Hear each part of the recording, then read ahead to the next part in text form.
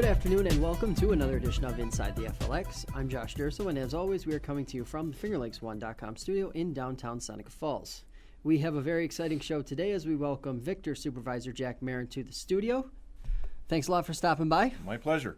So, you wear a lot of hats in Ontario County. So before we get into too many of the really deep details here, tell us a little bit about yourself, your personal history, how you got into the political arena.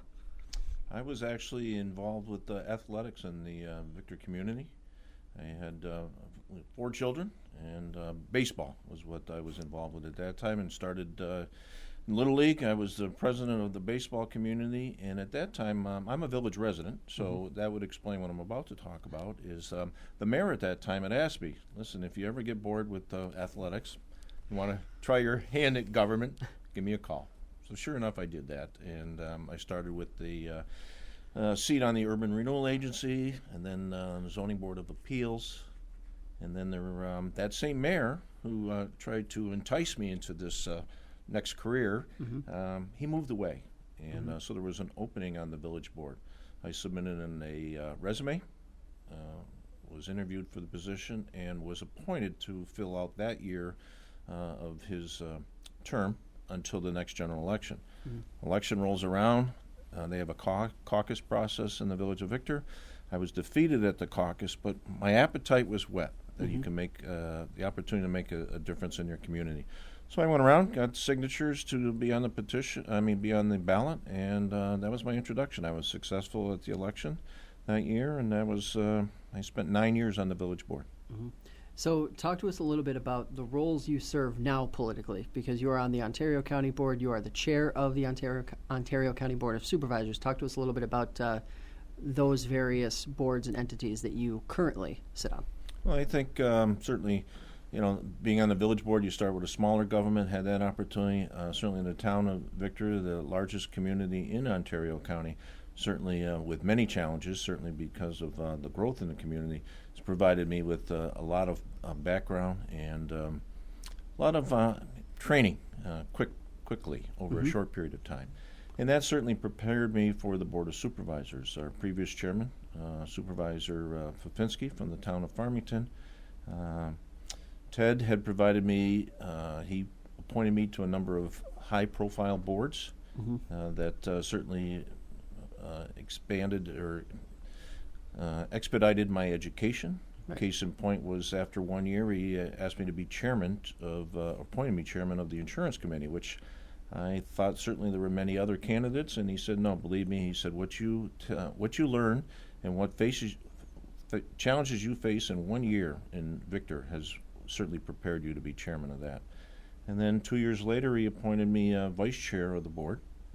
And we had conversations throughout the year that he was actually going to be stepping down as chairman and would support me in running. So that was, again, hands-on training. That year he also appointed me to the Financial Management Committee, which is a very powerful committee within county government. It certainly oversees all the expenditures. So that was a lot of great education that I received that year. So talk to us a little bit about the development in Victor. I mean, you said yourself that Victor is growing at quite a clip compared to other places. Talk to us a little bit about that growth and what some of the things you've seen in Victor that you really enjoy or that you really think are good for the community and the area as a whole. Well, the Victor community at the last census, which was in 2010, we had grown by 43%. Right. And I was just notified by our building department recently that we have already matched our single-family homes for 2016. We've already hit 2015's numbers, and we're coming closer. We'll probably exceed 2013, which was a very busy year for us. So we're getting certainly that residential growth. We've continued to have that. What I've seen over maybe the last 8 years is certainly the growth in the service industry. In other words, barbershops, hair salons, nail parlors, child care areas, the services that this community certainly needed. Now, you are the chairman of the Ontario County Board. Talk to us a little bit about what you feel as a person that the top issues are in Ontario County, or that the county board should be focusing on as things move forward? Obviously, growth is always one of those overlaying issues. Everyone wants to see growth. Talk to us about what some of the issues are that you think really should be focused on. We certainly, law enforcement is always at the forefront. Certainly public safety, the safety of all of our residents. Certainly the challenge that all counties, all states in our country, unfortunately, faces the opiate epidemic that is taking place. I want to applaud all school districts, certainly in Ontario County, who have followed through and had held public forums on the heroin epidemic, because it's important to educate all of our residents, and because certainly, unfortunately, the overdose deaths are all ages, and it's our youth, and certainly the school officials realize that it is in all of our school districts throughout the county. That is certainly one. We have already this year hit our overdose deaths total of 2015, and so we'll probably double that. We had 8 fatalities last year, so we'll probably hit 16 last year. Recently, I was just made privy to month of May within our jail intake. Out of, I think it was 160 inmates, 70% of them had drug activity. They had throughout sometime in their life. 30% of them were addicted to heroin. And so it's it starts another initiative that I like. What we're doing in Ontario County are these drug drop-offs in communities, as well as hosting them in town of Canandaigua, Geneva, and town of Victor as well, where individuals can empty their medicine cabinets and bring these items here, because unfortunately there's peer pressure in schools. You get individuals asking students to go home, check your parents' medicine cabinets. Maybe you can find something. This type of drug, it can get anywhere from $60 to $80 per pill.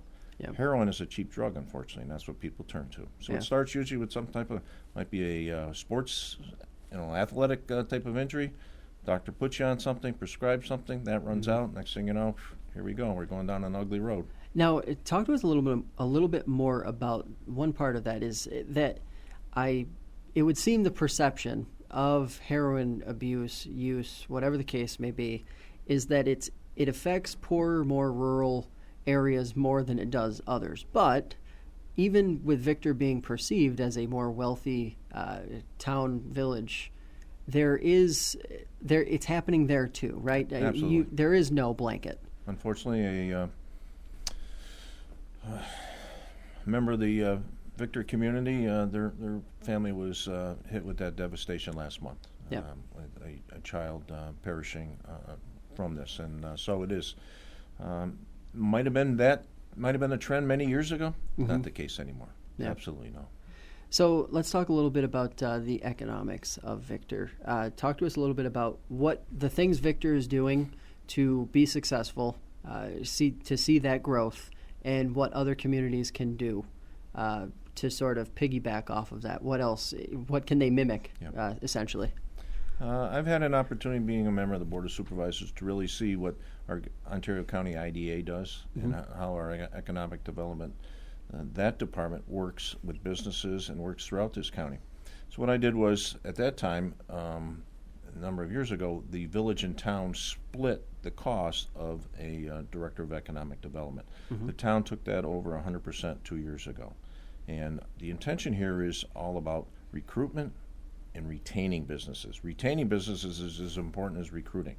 Certainly, we're at a point right now in Victor that a lot of people want to come here. And certainly businesses want to invest their dollars in our community.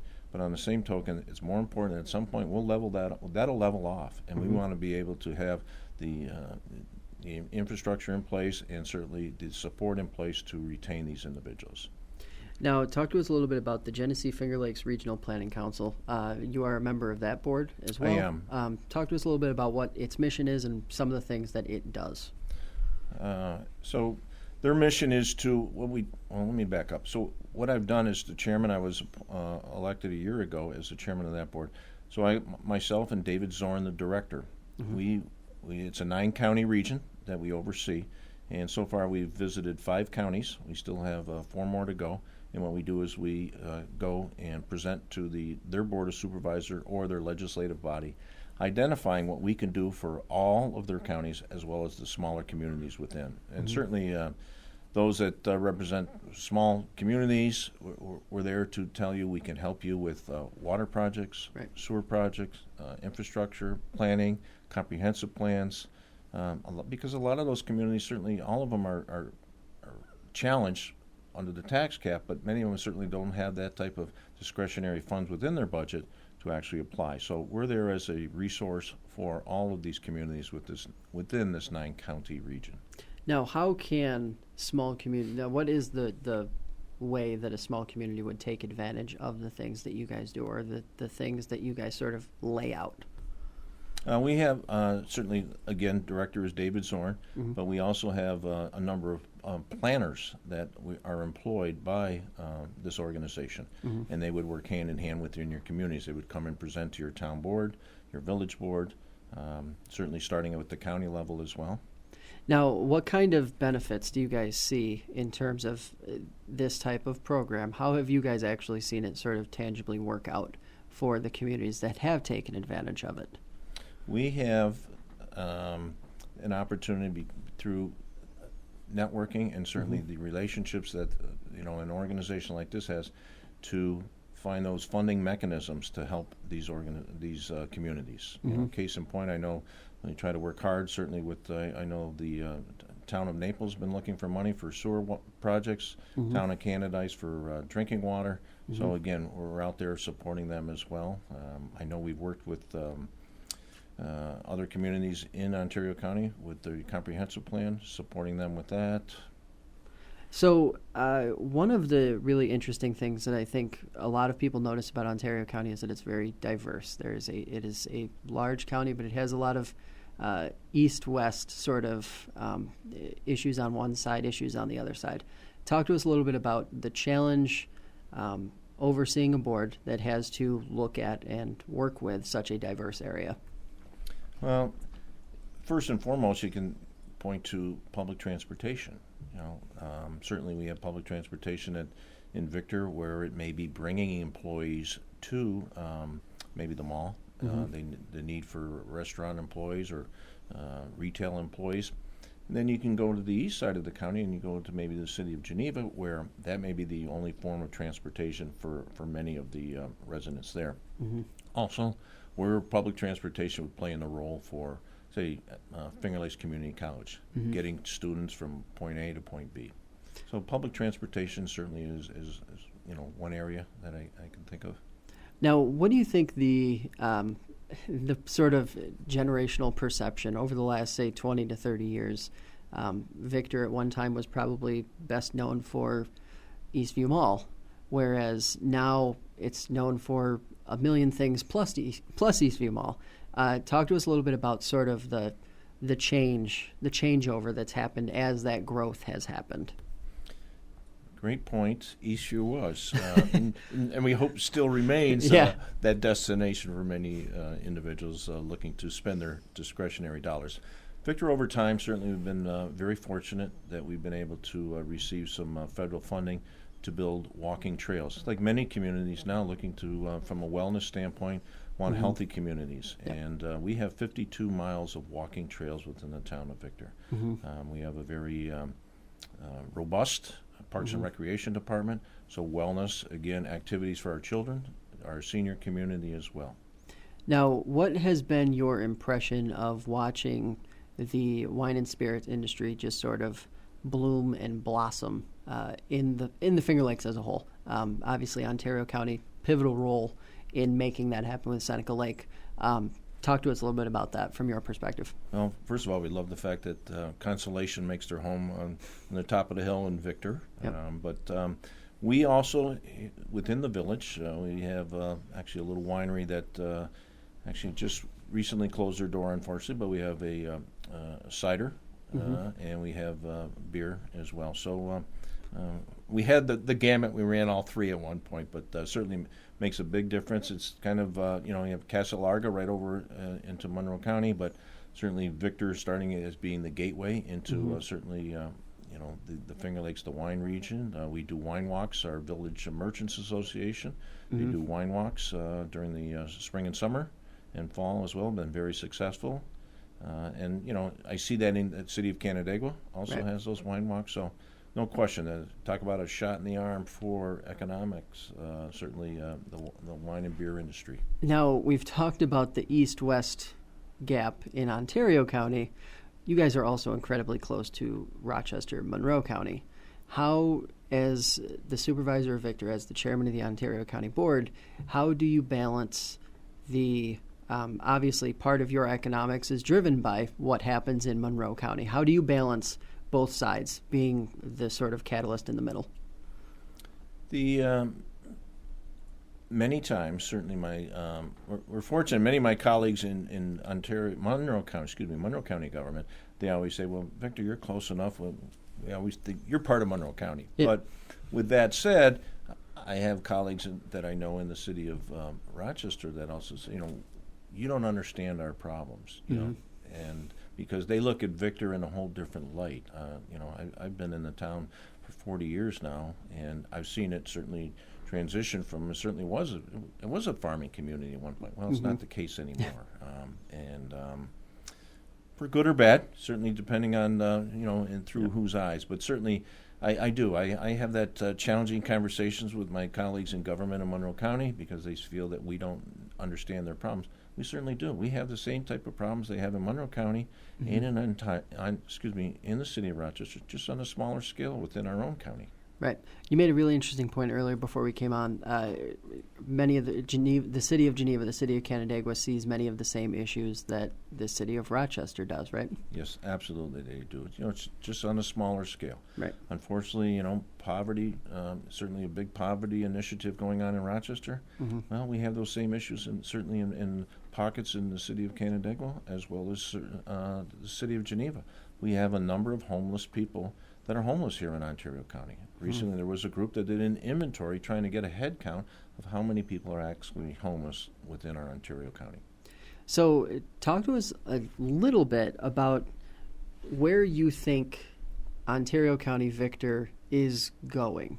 Sort of the rapid growth is happening. It's been happening now for years. Now, if you've taken a step back yet and you've sort of looked into the crystal ball, so to speak, and thought 10 years from now, what do you sort of see Victor as, or what do you sort of see happening in Ontario County that really makes you think this is good?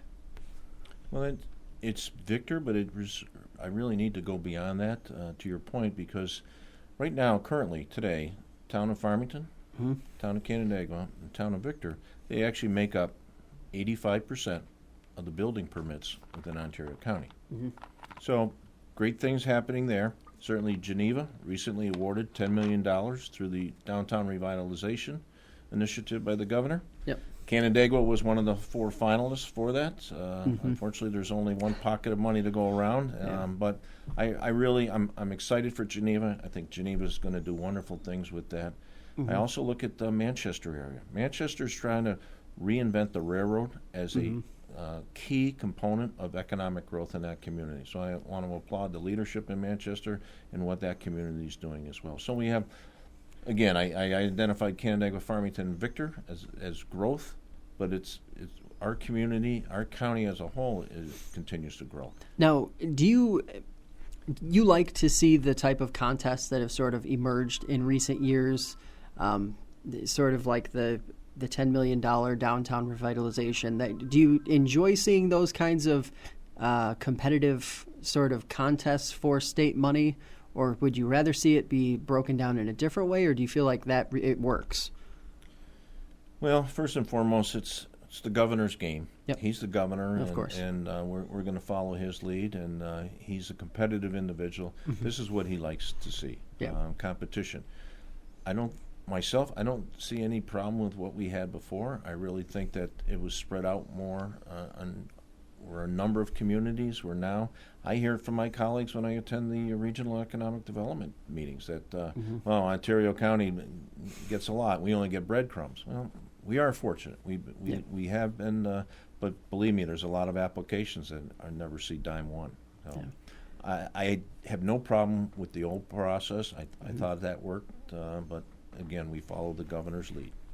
So, speaking of state politics, one of your own on the Ontario County Board is being considered running for the 54th District State Senate. Talk to us a little bit about your endorsement of Pam Helming and why you think she is fitting. Well, I'm excited for Pam, and I'm glad Pam decided to run. I've seen tremendous growth in Pam in a short period of time. I think some of the key, every individual who's running for this political seat in the 54th District are hardworking individuals, and I'm not saying that none of them, but I know I've seen what Pam does day in and day out. She does her research, she does her due diligence, she's going to ask questions. Certainly, I know fresh water. We have a lot of fresh water within this district, lakes. She's a protector of the Canandaigua Lake. She's going to do that throughout this district. I'm very impressed with her. She can be very soft-spoken. I love the way she interacts. She oversees our Human Services Committee, which is the Department of Social Services, and that committee certainly has many challenges. That committee itself, and I felt Pam was the right individual to appoint for that position, they see the residents of Ontario County from the cradle to the grave. So it's a challenging, and I know she was going to be up to the challenge of that. Now, there has to be a little bit of pride in there, given that she is from Ontario County. She serves on the board that you chair. Talk to us just a little bit about what it's like to see someone from your own backyard, in one sense of the word, sort of progress to this potentially important state seat. Well, certainly we've always been we being Ontario County under Senator Nozzolio, he's done a marvelous job for us, and all of us have certainly benefited from that. On the same token, an opportunity to have one of our own from Ontario County, certainly we know Pam would have to work for all the communities within that district, but we also know having someone right there who certainly walked in our footsteps as a town supervisor, and certainly as a member of the Board of Supervisors, certainly would know and understand what we go through at the local level. So talk to us a little bit about, for the people watching or listening from Cuba County, Wayne County, Yates County, Steuben, Schuyler, whatever the case may be, why Victor? Why should they come to visit Victor? It's halfway to Rochester, more than halfway to Rochester from this side, but why should Victor be a destination? Certainly, we can go right to Eastview Mall. We have to point to Eastview Mall as the driver, and certainly at one point it still remains a bit of the economic engine for Ontario County.